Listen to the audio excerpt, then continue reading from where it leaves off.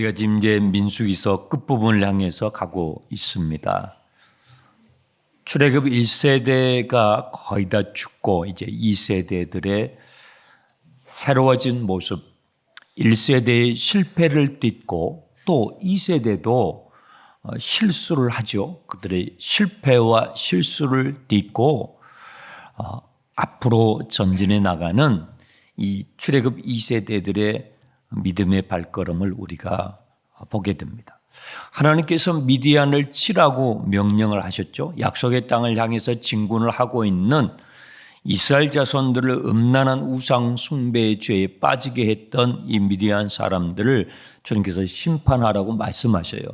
그런데 모세에게는 이게 개인적으로 쉬운 일이 아니에요. 전쟁이라는 것은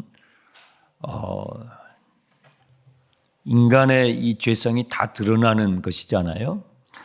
그런데 개인적으로 모세에게는 이 미디안을 치는 것이 어려웠던 것이 모세에게 처갓집이 됩니다. 모세의 장인 이드로는 미디안 사람입니다. 그렇죠?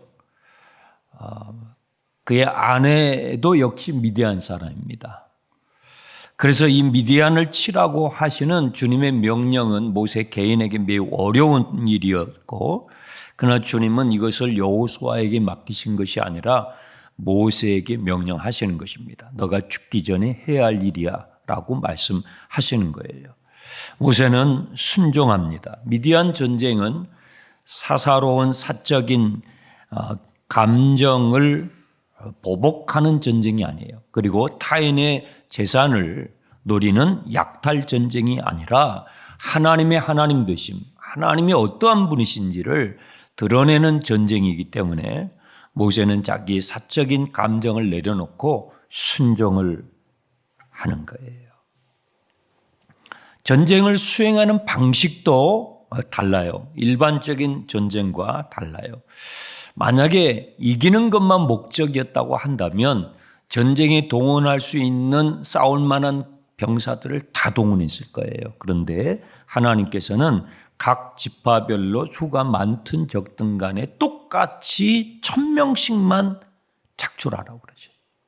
그러니까 모든 지파가 다 참여할 수 있도록 1000이라는 숫자를 하나님께서 명령하시고, 그리고 앞장 세우는 장수는 제사장 비느하스를 세웁니다. 이 비느하스는 25장에서 우리가 살펴보았듯이 이스라엘의 죄로 인하여 전염병이 돌고 공동체에 많은 사람들이 쓰러져 갈 때에, 그때에 시므리와 고스비라고 하는 이 미디안 여인이 한 장막에 들어가서 죄를 지을 때에 뒤따라 들어가서 창으로 단번에 처단했던 하나님의 질투죠. 그렇죠? 하나님의 열심. 그 질투라는 단어는 질투로도 번역이 가능하고 열심으로도 가능한 히브리어 단어입니다. 하나님의 열심으로, 하나님의 질투하심으로 이 비느하스가 그들을 처단했어요. 하나님께서는 그 비느하스의 그 마음을 보시고 이 미디안 전투의 선두주자로 세우십니다. 큰 승리를 하게 되죠. 전쟁터에 나갔던 병사들이 승리에 도취돼 가지고, 여러분이 그 입장이 돼 보세요. 목숨을 걸고 싸우는 거 아니겠습니까? 돌아올 수 있을지 아니면 전쟁터에서 쓰러질지 둘 중 하나 아니겠습니까?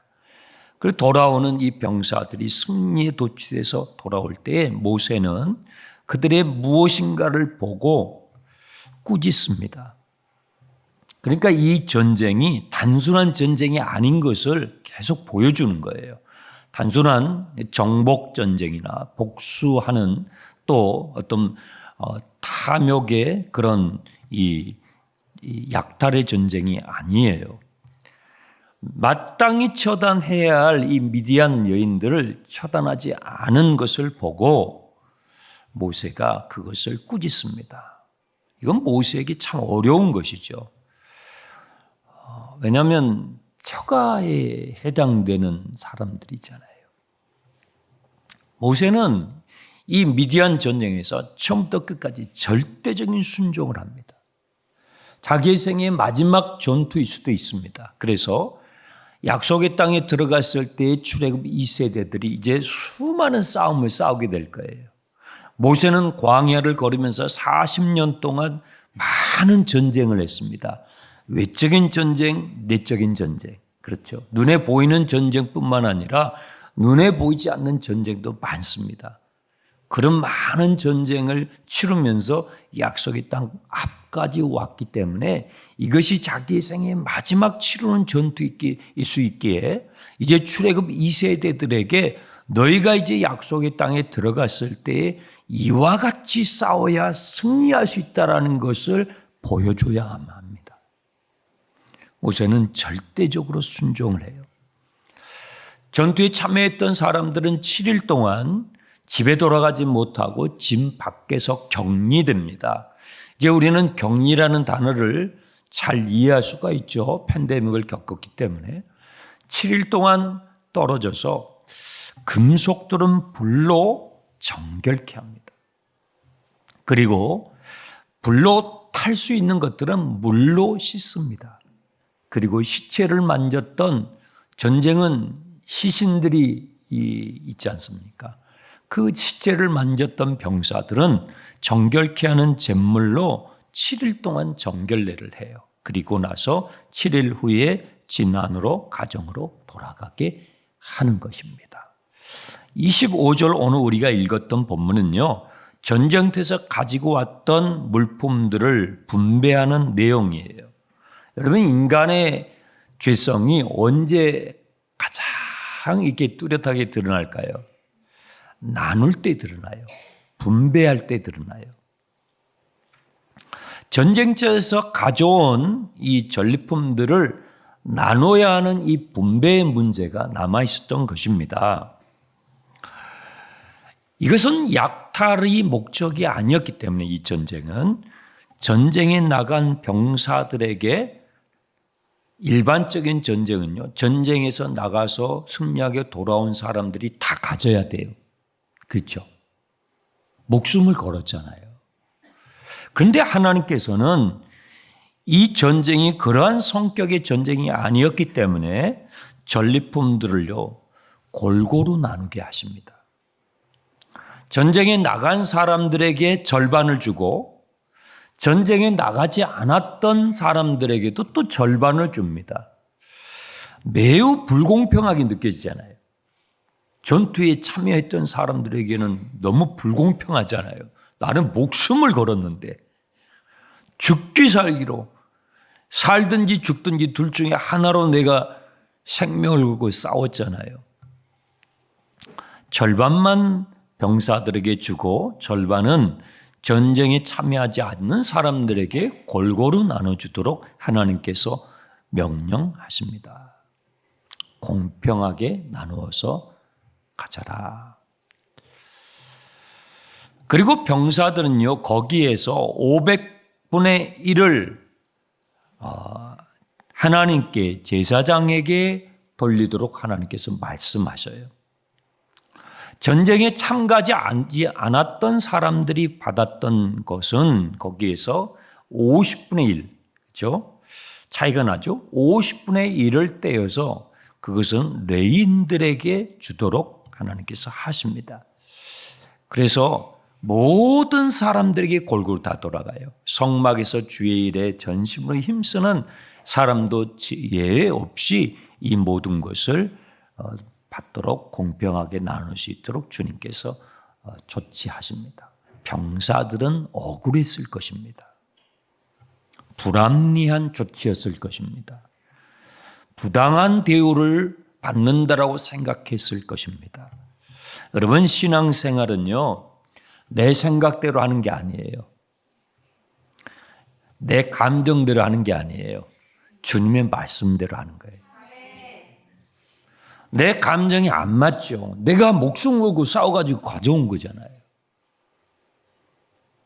그러면 마땅히 내가 가져야죠. 그렇죠. 나한테 돌아와야 돼요. 그래야 합리적인 것이고 공평한 것인데 하나님께서 공평하게 느껴지지가 않은 거예요. 여러분 신앙생활 하실 때 인생을 살아가시면서 하나님이 불공평하다고 느껴질 때가 있을 거예요. 내가 노력한 대가만큼 주님이 나에게 주시지 않네? 나에게 분배해 주시지 않네? 왜 골고루가 아닌데? 저건 나한테 돌아와야 되는데 하는 마음이 드실 때가 있습니까? 오늘 본문 말씀을 잘 주목해 보시기 바랍니다. 신앙의 기초는요, 우리의 생각에 기초하지 않습니다.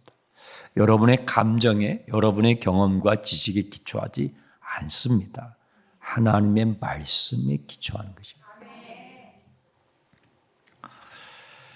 32절부터 41절까지는 전쟁터에 나갔던 병사들이 받았던 내역이고 그 가운데서 떼어서 하나님 앞에 드렸던 500분의 1의 내역이 기록이 되어 있어요. 또 42절부터 47절까지는 전쟁에 나가지 않았던 사람들이 받은 내역과 그리고 그 안에서 드렸던 50분의 1에 해당되는 내역이 기록이 되어 있습니다. 우리는 연말에 사무총회를 합니다. 그 한 회기 동안에 하나님 앞에 드렸던 그리고 함께 나누었던 것들을 기록합니다. 그 기록을 남깁니다. 이것은 성경적인 것입니다. 성경에 이런 걸 다 기록해 놨잖아요. 그렇죠? 그래서 10년 후, 앞으로 50년 후 우리 교회가 주님 오실 때까지 있는 동안에 우리 앞선 선배들, 우리 민수기서에 기록된 이 기록을 우리가 보면서 믿음의 선배들의 그 흔적을 우리가 보듯이 앞으로 우리 후배들도 우리 자손들도 우리가 주님 앞에 이 시점에 오늘 우리에게 주신 이 시대에서 우리가 어떻게 주님 앞에 반응했던 것을 그 기록을 통해서 보고 도전을 받게 될 것입니다. 그리고 나서 놀라운 장면이 나와요. 48절이에요. 군대의 지휘관들 곧 천부장과 백부장들이 모세에게 찾아왔어요. 네. 전투에 참여할 때 지휘관들이 있었을 거 아니에요. 100명 단위의 병사를 지휘하는 지휘관을 백부장이라고 그러고 1000명의 병사를 지휘하는 사람을 천부장이라고 하는데 그 지휘관들이 모세를 찾아왔어요. 그리고 무엇인가를 하나님께 드리는 헌금이라고 내어놓습니다. 50절 보세요. 우리 각 사람이 받은 바 금패물, 발목걸이, 손목걸이, 인장반지, 귀걸이, 목걸이들을 여호와께 헌금으로 가져와요. 이 헌금은요, 모세가 드리라고 한 헌금이 아니에요. 하나님께서 바치라고 말씀하신 것도 아니에요. 그냥 자발적으로 이 지휘관들이 가지고 온 거예요. 헌금을 자발적으로 하는 거 이게 쉬운 게 아니잖아요. 우리가 다 하고 있으니까. 자발적으로 이 헌금을 가져요. 그 액수가 상당합니다. 금으로 된 거예요. 은도 아니에요. 전부 금패물들이에요. 이 총계가 32절에 나와 있는데 16,750세겔이나 돼요. 이 킬로그램을 따지면 어마어마한 금이에요. 이것은 어떤 것이었냐면 53절에 이 지휘관들이 각기 자기를 위하여 탈취했던, 슬쩍 했던 거예요. 싸우다 보면 이 지휘관들은 또 상대하는 이 상대들이 또 상대편의 지휘관들을 상대하잖아요. 그 지휘관들이 입고 있는 이 갑옷이라든지 투구라든지 또 칼이라든지 무기라든지 방패라든지 이런 복장들마다 금 장식이 다 있거든요. 그게 이제 지휘관을 그 지휘를 보여주는 거거든요. 그렇죠? 그러면서 이게 슬쩍 한 거죠. 그러니까 자기를 위해 탈취한 거예요. 자기 자신이 독차지하기 위해서 별도로 슬쩍 한 것들을 하나님 앞에 내는 거예요. 대단한 거예요. 놀라운 거예요. 이 사람들은요, 처음에 억울한 마음이 들었어요. 이 지휘관들은. 왜 우리 걸 절반이나 떼어서 전투에 참여하지 않는 사람들에게 나눠주지? 하나님 불공평하시네? 억울한 마음이 들었어요. 불만스러운 마음이 들었단 말이에요. 그런데요, 하나님께서 절반을 떼어준 그것을 서로 나누는 과정에서 놀라운 사실을 발견해요. 49절을 보세요. 이 사람들이, 이 지휘관들이 그 금덩어리를, 슬쩍했던 금덩어리들을 하나님 앞에 헌금으로 내어놓게 된 이유예요. 49절. 모세에게 말하되 당신의 종들이 이끈 군인을 계수해 본즉 우리 중에 한 사람도 죽지 않았습니다. 한 사람도 죽지 않았다는 것을 그제서 안 거예요. 분배하는 과정에서 이제 나눌 거 아니에요? 1000명씩 착출을 했으니까요. 나눌 거 아닙니까? 그런데 여러분, 이건 있을 수 없는 일이에요. 전쟁터에서는요, 칼과 창이 어디서 올지 몰라요. 어디서 화살이 날라올지 몰라요. 그러니까 빗마저도 죽을 수 있어요. 그런데 한 사람도 12,000명이 출전을 했을 거 아닙니까? 한 사람도 12지파 가운데서 죽지 않았음을 확인하면서 이 지휘관들이 완전 소름이 끼친 거예요.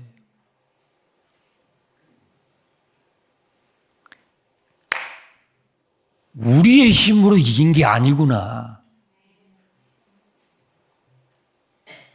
우리의 실력으로 이긴 싸움이 아니었구나. 한 사람도 죽지 않았어요.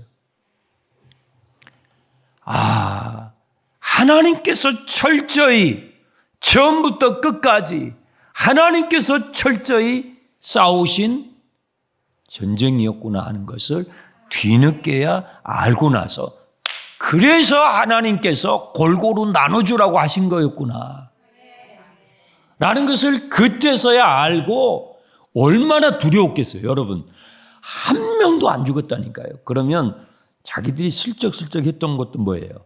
하나님이 다 보고 계시다는 거예요.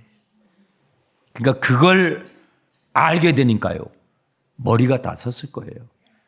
오금이 떨리고 소름이 돋았을 거예요. 여러분, 인간이 자기가 움켜쥔 것을 쉽게 놔요? 이 움켜쥔 것을 쉽게 하나님 앞에 들 수 있냐고요? 어렵습니다.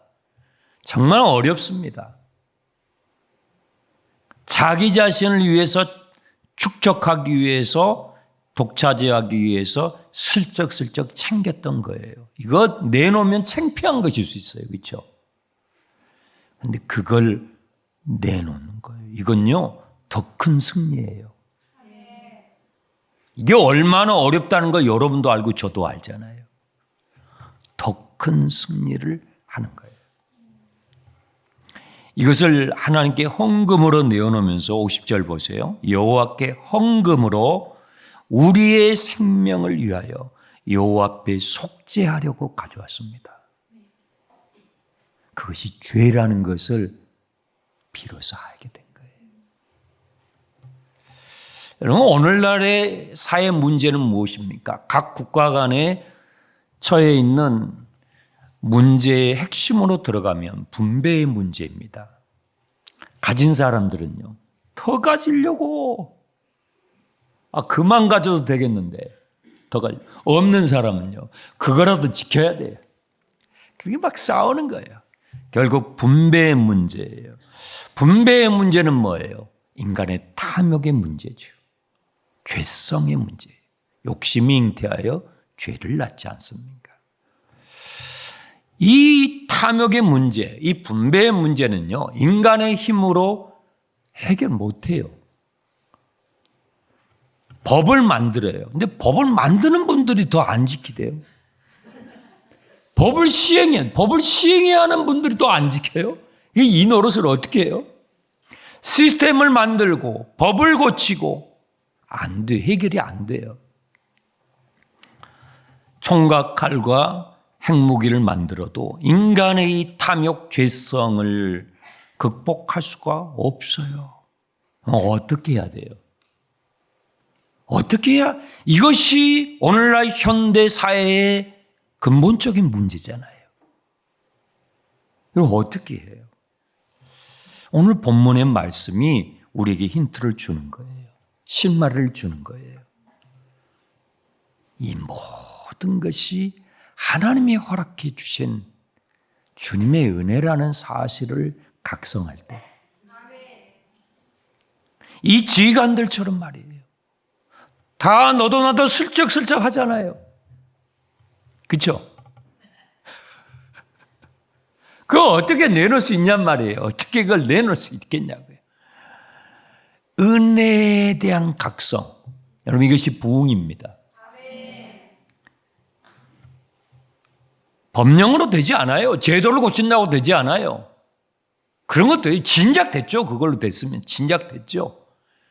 그런 것으로 되지 않아요.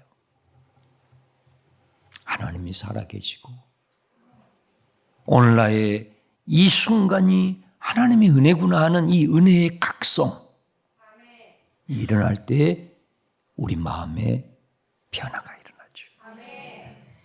우리의 지갑을 열 수가 있어요. 네, 우리의 지갑을 회개할 수 있어요. 웨슬리 목사님이 그랬잖아요. 당신의 회개가 진정한 회개가 되려면 지갑이 회개해야 된대. 옆에 계신 분한테 이야기하세요. 당신의 지갑이 회개해야 합니다. 당신의 지갑이 회개해야 합니다. 여러분의 지갑이 회개해야 진짜 회개라는 거예요. 이 탐욕, 이 죄성,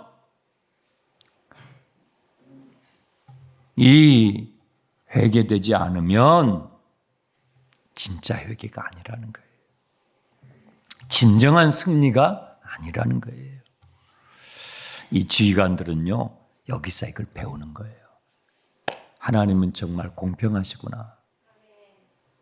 하나님은 정말로 공평하신 분이시구나. 여러분, 소득의 10의 1조로 하나님 앞에 드리는 것, 감사와 구제와 성교의 헌금을 주님 앞에 드리는 것, 여러분, 담임 목사가 강요한다고 될까요?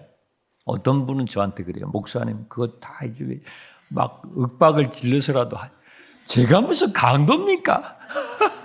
그렇다고 여러분들이 내놓겠습니까? 그런 게 아니. 인간은 그렇게 될 수가 없어요. 될 수가 없어요. 그런 걸로 할 수 없어요.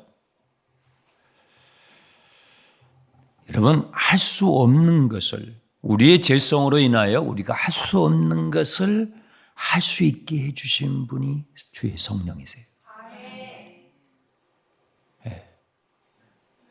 주님이 십자가에서 피 흘려 죽으시고 부활하신 다음에 우리의 각 심령에 보내주신 성령의 사건이 그래서 중요한 것입니다. 성령님께서 우리의 지정의를, 우리의 존재를 통치하실 때 하나님의 나라예요. 여러분, 아까 찬양했던 하나님 나라 임하소서. 그 하나님의 통치, 눈에 보이지 않는 하나님의 통치가 내 마음에서부터 경험되는 바로 그 순간이, 아, 천국이 진짜 있네. 오, 하나님이 살아계시네. 그것을 경험하는 순간, 주님의 임재를 경험하는 순간이에요. 그 일을 내 안에 들어오셔서 성령님께서 하시는 것입니다. 내가 할 수 없는 것, 죄를 극복 못해요. 내가 할 수 없는 것, 내가 슬쩍슬쩍 했던 것, 그건 내놓지 못해요. 지갑이 열리지 않아요. 그런데 그것을 할 수 있도록 도우시는 분이 성령님이십니다. 우리는 이런 영적 전쟁에 부름받은 군인들이에요. 우리는 전부 지금 전투 중이에요. 저 전방에서 총대 메고 있는 군인들만, 그건 눈에 보이는 전쟁이죠. 진짜 전쟁은요, 눈에 보이지 않는 전쟁이죠. 우리의 총사령관은요, 주님이십니다. 옆에 있는 성도님들은요, 다 전우예요. 누구라고요? 다 전우예요. 우리 같은 다 동지들이에요. 그러니까 같은 동지들끼리 싸우지 마세요. 우리 다 같은 편이에요. 편들한테 총질하면 안 돼요. 다 같은 전투에 참여했어요. 하나님의 전신갑주를 입고 성령의 검을 들고 그 성령의 검을 가지고 나를 찔러야 돼. 옆 사람 찔르면 안 돼. 내 안에 있는 미디안을 제거해야 돼요. 여러분 안에 있는 미디안을 제거해야 돼요. 이것이 그리스도인의 싸움인 것입니다. 내 안에 있는 탐욕, 내 안에 있는 음란함, 내 안에 있는 오만함, 내 안에 있는 죄를 도려는 성령의 검은 예리합니다. 좌우의 날선 검과 같아서 우리의 생각과 혼과 간절과 골수까지를 뚫고 들어와서 수술해냅니다. 그럴 때 우리는 이 세상에 있지만 그 순간 하나님의 나라를 경험하는 거예요. 하나님 살아계시구나. 천국은 실제로 있구나. 그 하나님 나라를 경험하는 그 순간에 우리는 세상을 이기는 능력을 갖게 되는 것입니다. 여러분의 삶에 승리가 있기를 축원합니다.